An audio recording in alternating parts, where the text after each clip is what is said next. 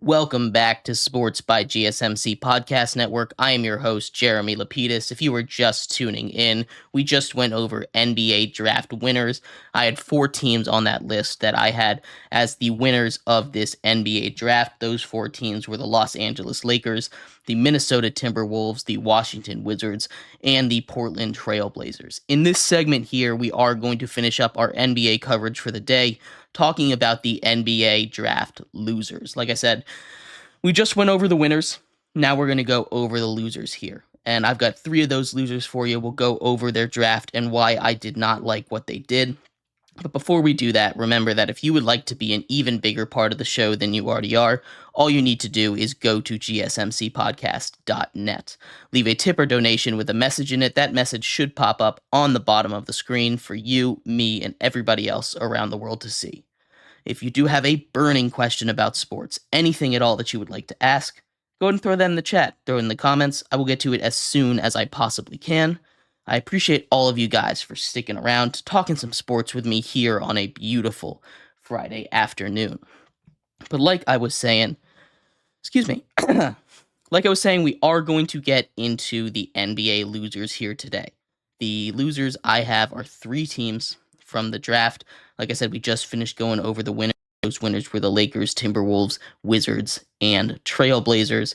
I have 3 losers for you here, and starting off with the number 1 overall pick, the Atlanta Hawks. Now, the Atlanta Hawks, I know a lot of people really like their draft, but I just don't really understand what they were doing with that first overall pick, right? They had the options to go and get, a guy like Donovan Clingan, a guy that might fit into their system better. Instead, they get Risa Shea, who, if they're able to develop him, and if they're able to develop them is the key word for 99.9% of the prospects in this entire draft, right? This is not a draft that says, hey, this is the one that is guaranteed to be a hit. There's almost no one in this draft that feels like that right now, right? But drafting Risa Shea there at 1 instead of either, trading back and then getting a guy like Clingan at 4, there were plenty of rumors of the Spurs trying to trade up to 1 and get Alex Sarr there, right?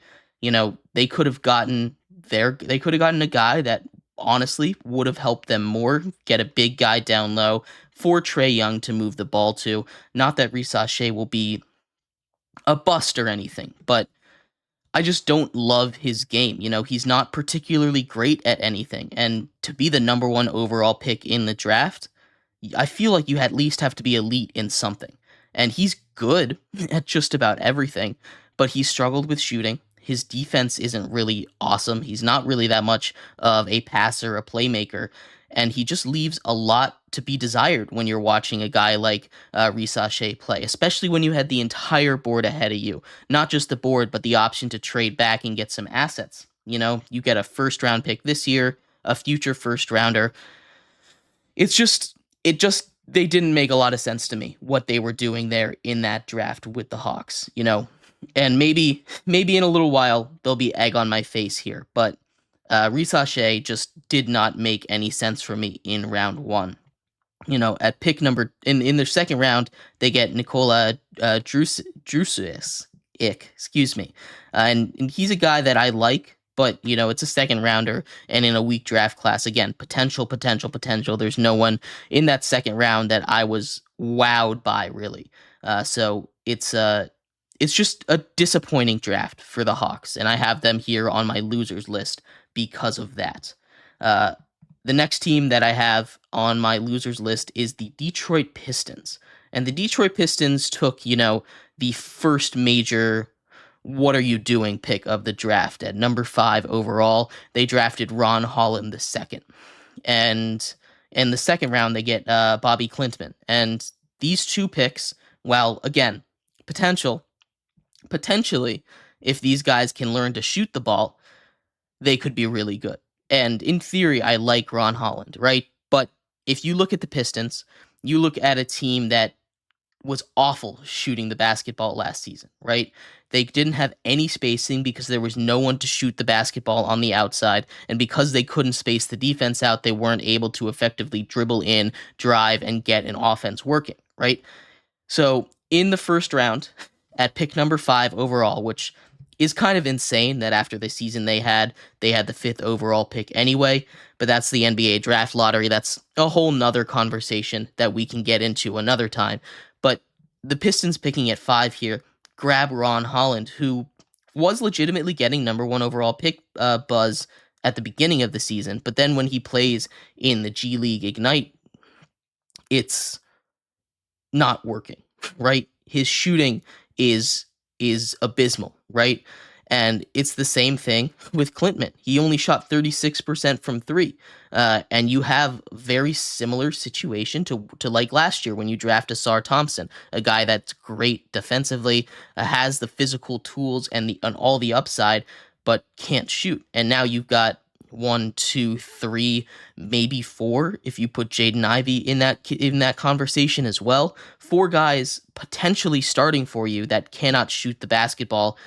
They need to be able to develop a shot. And they brought in someone from the Pelicans who's been really good at developing shots. He's come in and developed the shots of CJ McCollum had his best shooting season. Lonzo Ball went up by 3%.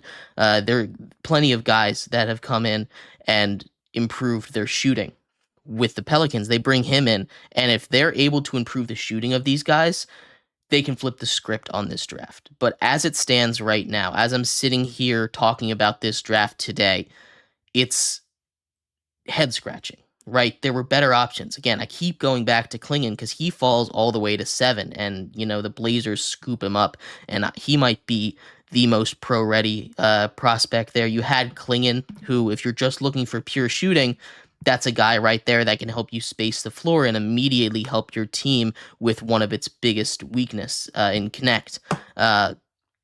He falls all the way to 17. There's plenty of other guys that definitely would have fit a need, and there's plenty of needs for the Pistons, right? You don't have one of the worst records in the league without having a million different needs. But I just feel like they didn't fix any of their holes in this draft, and I was very disappointed by them.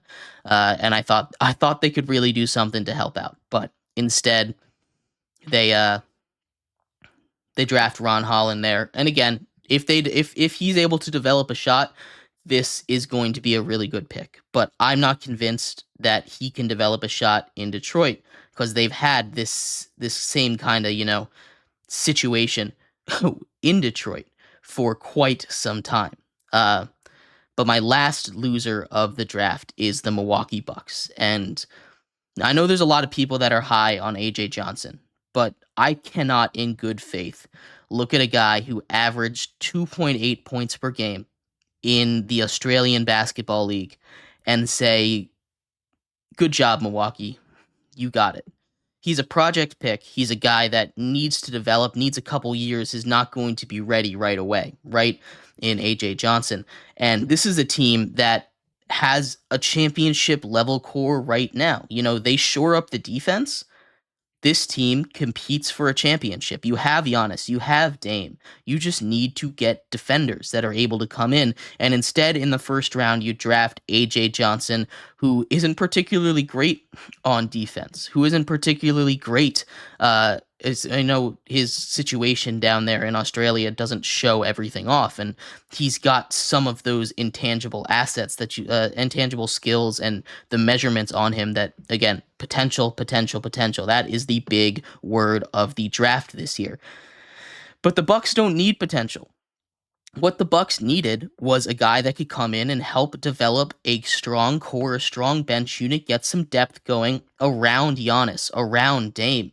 And even in the second round, Tyler Smith, he'll be fine. He'll do a good job offensively, but their biggest weakness was defense. They were scoring with the best of them in the regular season when they were healthy, when they had a healthy roster and they were able to keep everybody together.